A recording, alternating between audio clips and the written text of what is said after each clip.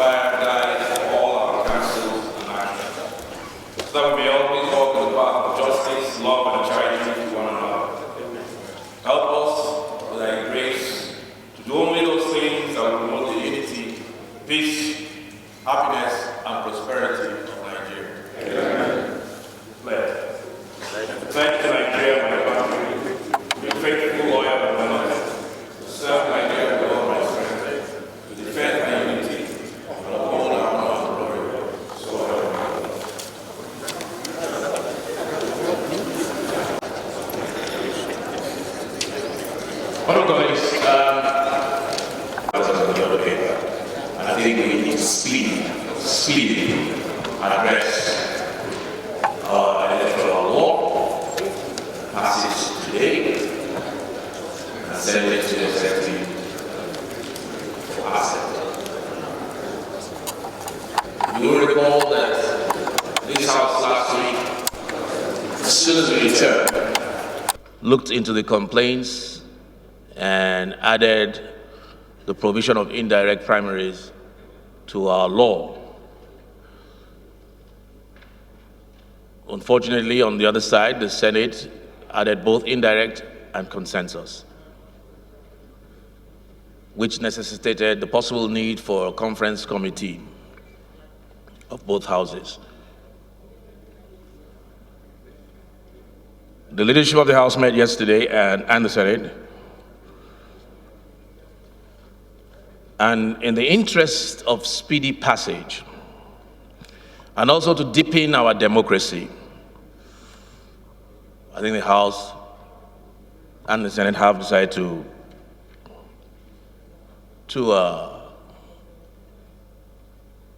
add, I believe, the consensus provision so that there will be no need for conference, but with certain provisos. And those provisos, hopefully, we'll be able to agree and insert them today to protect all aspirants for all positions, so that we'll all have an even playing field. So that we can move speedily, we will suspend everything else on the other paper for now and go straight into the electoral law by asking perhaps the chairman business to move for a rescission of our decision last week and for us to quickly reconsider and do what we need to do for the Nigerian people. Thank you. Mr. Speaker, honorable colleagues, motion for rescission of clause 84, 1 and 2 of the Electoral Act Amendment Bill 2021, House Bill 981, and it goes as follows. Mr. Speaker, the House notes that on Wednesday, 19th January 2022, report on a bill for an act to repeal the Electoral Act number 6, 2010, and enact Electoral Act 2021 to regulate the conduct of elections in the federal, state, and area councils in the Federal Capital Territory and for related matters was adopted and passed on Thursday, 20th January 2022. Also note that the House adopted the mode of the procedure for the nomination of candidates by political parties for various elective positions by direct or indirect primaries, aware of the need to introduce another mode of nomination of candidates through consensus. House resolves to rescind its decision on clause 84, 1 and 2 of the Electoral Act Amendment Bill 2021 and recommit clause 84 of the bill to the Committee of the Whole for reconsideration in accordance with Order 12, Rule 21 to 3 of the Standing Orders of the House. I so move, Mr. Speaker.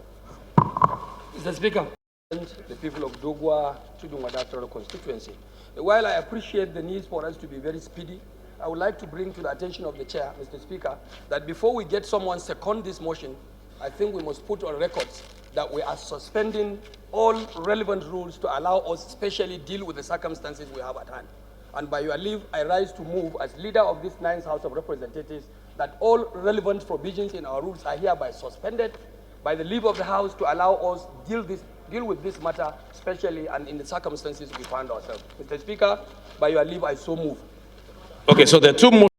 The clause and matters within that were sent back by the president.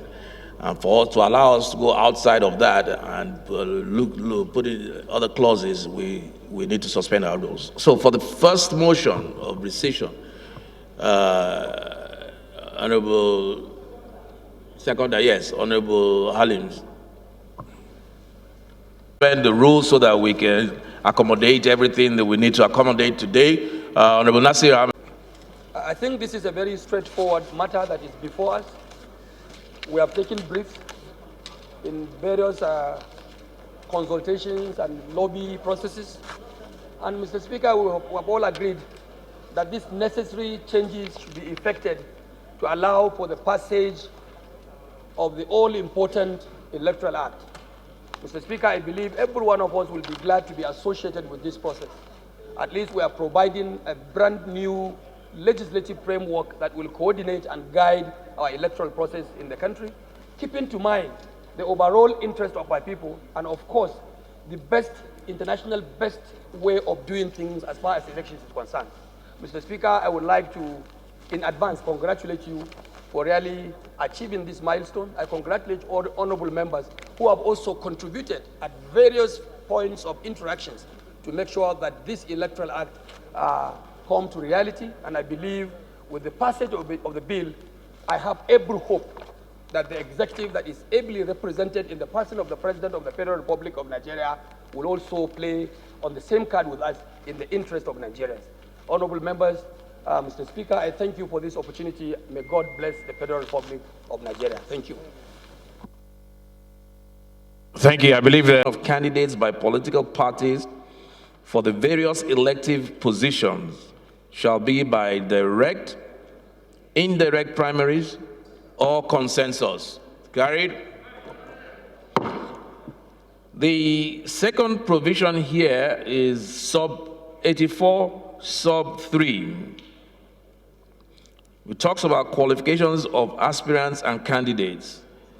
And it says a political party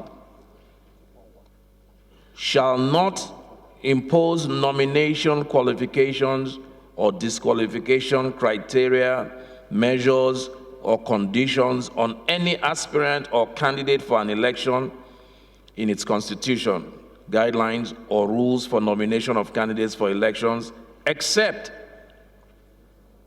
as prescribed under Sections 65, 66, 106, 107, 131, 137, 177, and 187 of the Constitution of the Federal Republic of Nigeria, 1999. I think what this provision seeks to do is that no party can disqualify anybody except in accordance with the Constitution. That's what it says. Carried?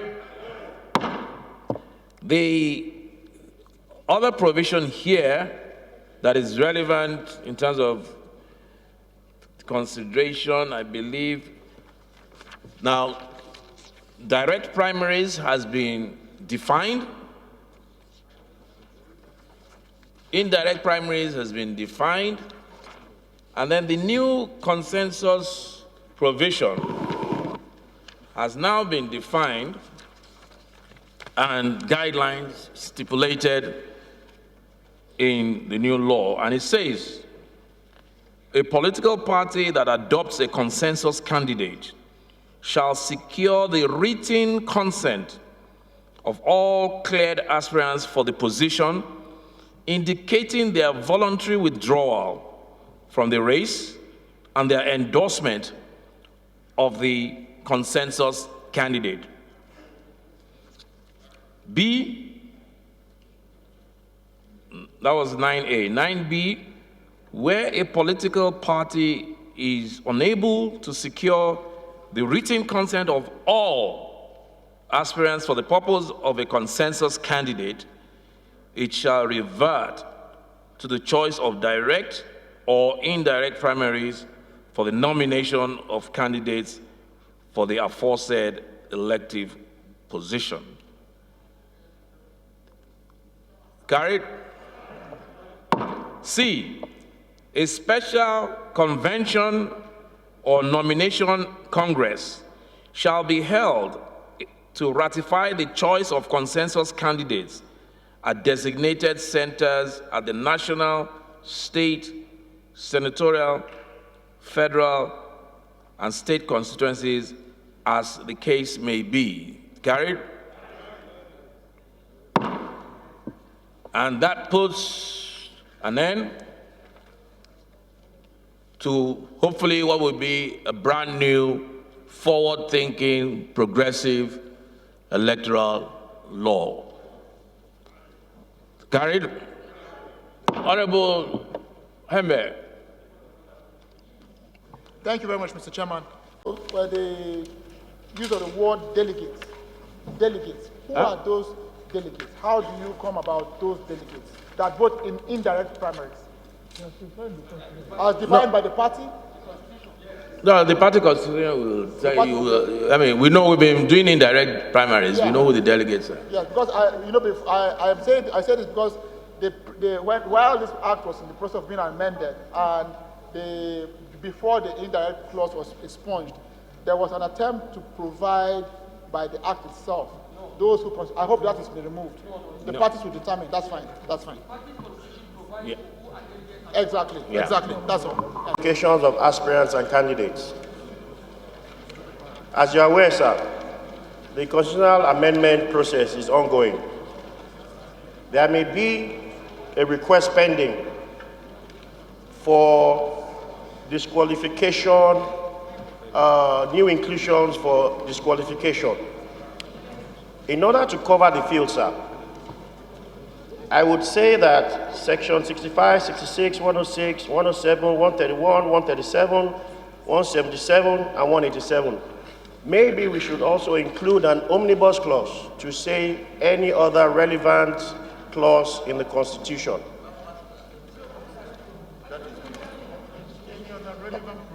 Any other relevant provision in the Constitution. Mr. Chairman. Mr. Chairman. As amended. Sir. Thank you. Entertain other opinions or ideas from my intelligent members. It will amount to ordinary. We have to basically now rescind the decisions we have taken already. And the chairman of the session has ruled.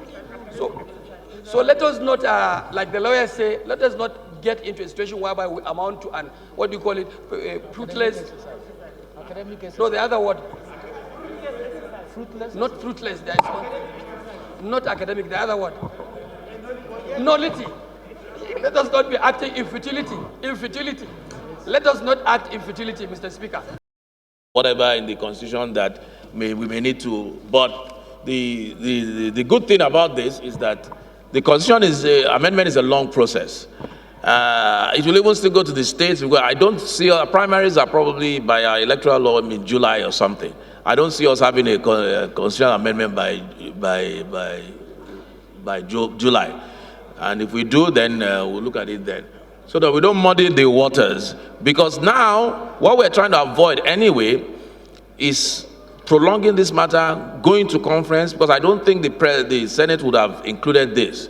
We will now need to and I don't think that there will be an amendment, more importantly, by the time we do our primaries.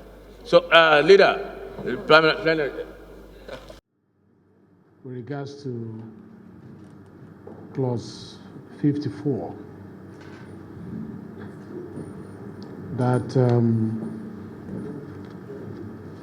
everyone has been asking about, 84, clause 84.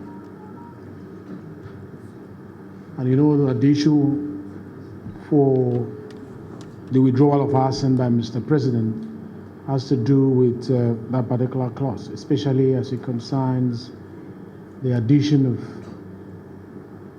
indirect primaries. But when it was transmitted to the chambers, we noticed that the Senate added consensus to that particular clause, which was not part of what was communicated by Mr. President, in the letter that was forwarded to us. But having said that, the House, in their wisdom, look at what are those things that were capable of delaying assent of Mr. President, and what are those things that will affect the timely transmission of this particular document from the Parliament to the President. And you know, if we go into conference committee for harmonization, it might take a while, and we don't have that time. It is allowed in the House that though the provisions of Article 12, Rule 20, 21, 22, 23 has it that we should spend time or stay focused on that particular clause that was referred back by Mr. President, that we can waive the House rule. So what we did today was to waive the House rule, which we call suspending the House rule. We suspended that particular section, and because we regulate ourselves by virtue of the Constitution, we had the right to do that.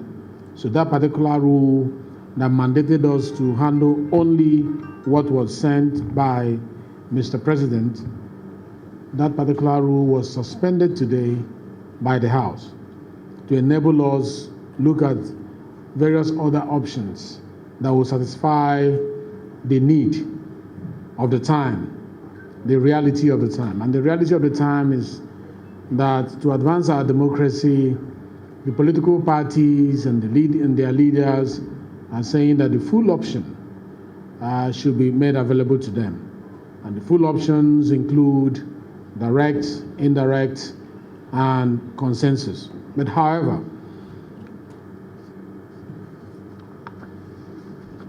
consensus has been interpreted, and the manner of implementing consensus has been interpreted by clause 84 sub 9. If you go there, A, B, and C, it will let you know that consensus is not going to be what you wake up from your bedroom and then prepare a list. There are preconditions that must be followed by the party as recognized by this particular piece of legislation for it to qualify as consensus. So Nigerians should be satisfied that the process of doing both the direct, indirect, and the consensus option are all democratic, has democratic elements in all of them. So there is nothing to worry about.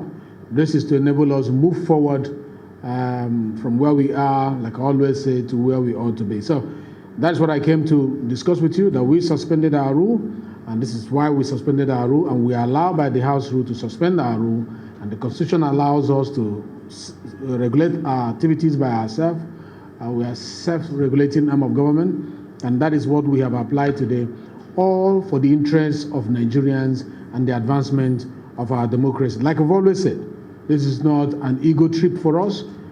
It's not a time to enter into acrimony between the two chambers of the parliament. Neither is it a time to take a position to prove who we are or who we are not before the executive, and that will be to the detriment of the advancement of our democracy. Do you have any questions? Because I was told you had questions. That was why I came. Yes, sir. Sir, before we continue, I would like to ask that before now, political leaders or godfathers, so to say, have abused the word consensus by changing other intending candidates and picking their own anointed person, lording them over every other person in the name of consensus. So what are those provisos that will make such practice to be discouraged? Good question. That proviso have been made available in clause 84. It's a clause now until it becomes an act, then it becomes section. It's clause 84 sub 9 and paragraph A. Let me read it. It says, where a political party that adopts a consensus candidate shall secure that a political party that adopts a consensus candidate shall secure the written consent, emphasis on written consent, of all cleared aspirants for the position, indicating their voluntary withdrawal from the race and their endorsement of the consensus candidate. And he went on to say in B, where a political party is unable to secure the written consent of all cleared aspirants for the purpose of a consensus candidate, it shall revert to the choice of direct or indirect primaries for the nomination of candidates for the aforesaid elective position. And even after doing that, there is still another option, that is another condition that is found in sub 3, which is paragraph C, that says a special convention or nomination congress shall be held to rectify the choice of consensus candidate at designated centers at the national, state, senatorial, federal, and state constituencies, as the case may be. So which means it is not the way it used to be before. The affair that the political godfathers will sit in a room and then prepare a list and call it consensus. If that is not in the spirit of this particular section of the act that we are all expecting. So if you prepare a list and you're not able to give an evidence, of a written withdrawal by those who are aspiring, who have not agreed for one candidate to go, you have gone against the spirit of this particular provision. And to that extent, one can approach the court to look at such breach. You see, this bidding of Mr. President came up last week, and I think it was Lizzie, the famous Lizzie, that raised it. And I answered and I said, we're not doing anybody's bidding. There's no gun on our head. All we are here is that we are partners in nation building. The mantra of this house has always been nation building, a joint task. And it means partnership, it means synergy.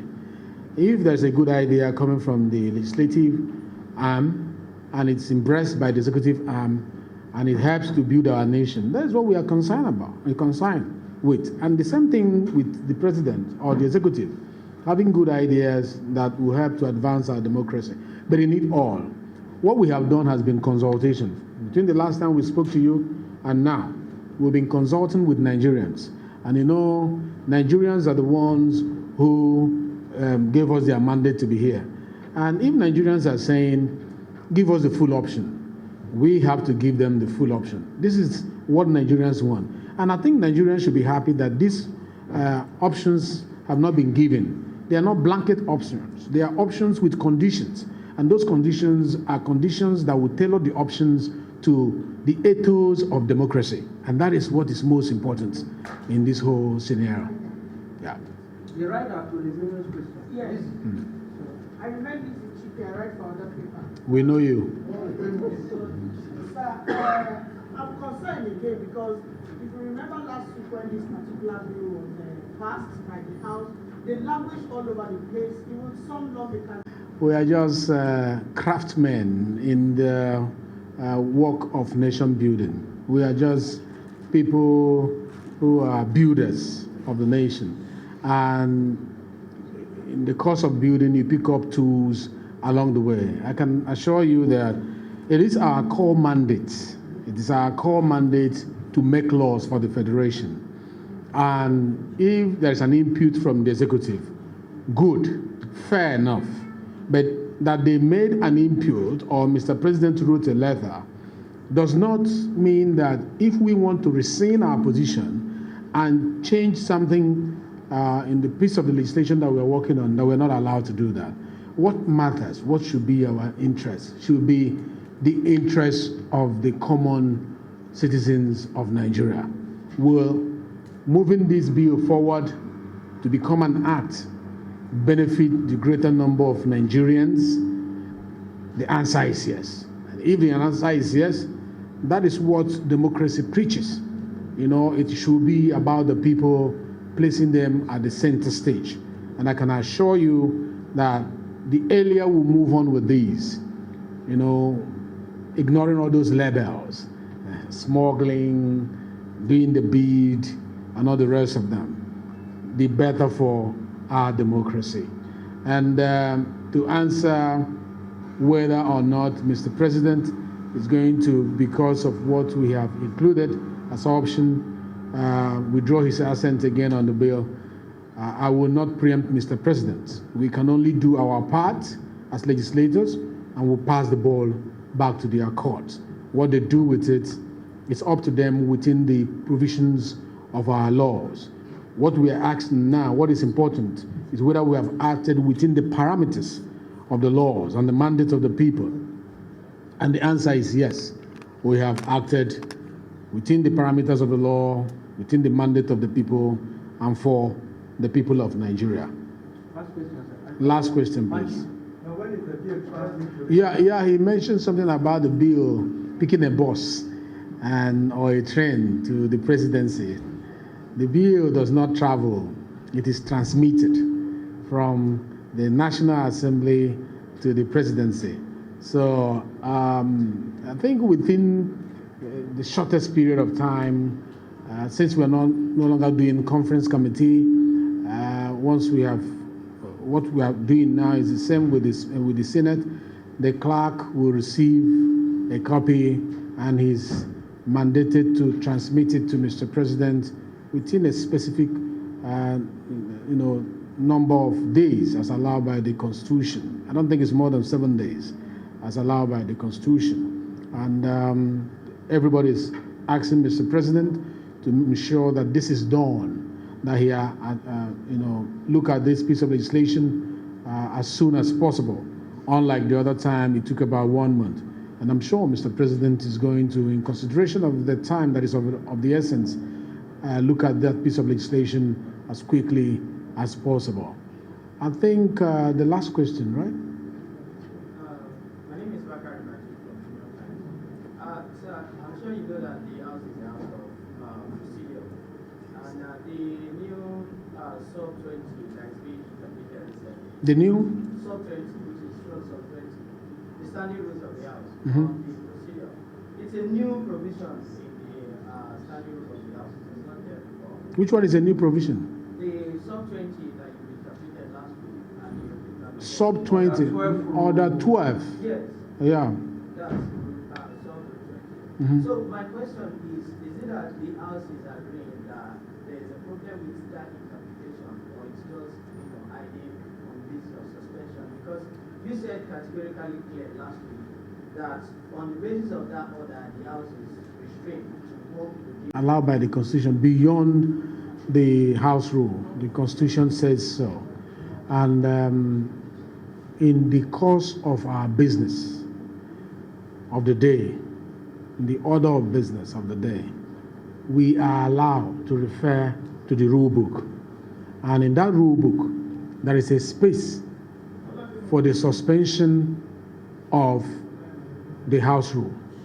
Like you see, sometimes you see somebody standing up and saying, I rise to move a motion of urgent public importance, and I wish to ask that the House rule be suspended for it to be heard today. Because ordinarily it's supposed to be for the next day. You mention it, and then the next day to be entertained. It's allowed by the rule. But if you ask the House to suspend their rule, I think it's about 8-4 or thereabout.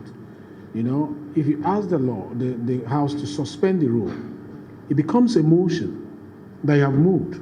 And if it is seconded by a member of the House, it will be put to vote.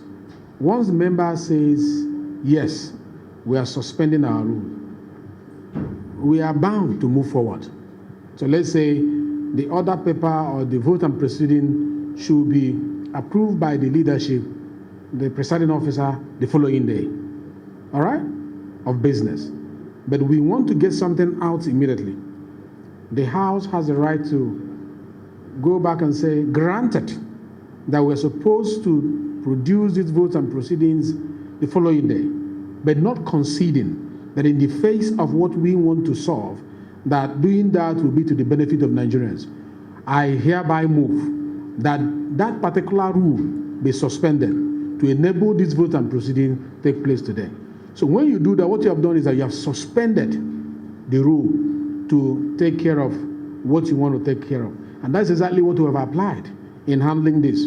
We have suspended the rule that says once there is a transmission from Mr. President and a specific clause was mentioned, you stick to that specific clause. We are saying, okay, granted that we have it in our rule, but not conceding that its application now will be to the interest of the greater good of Nigeria.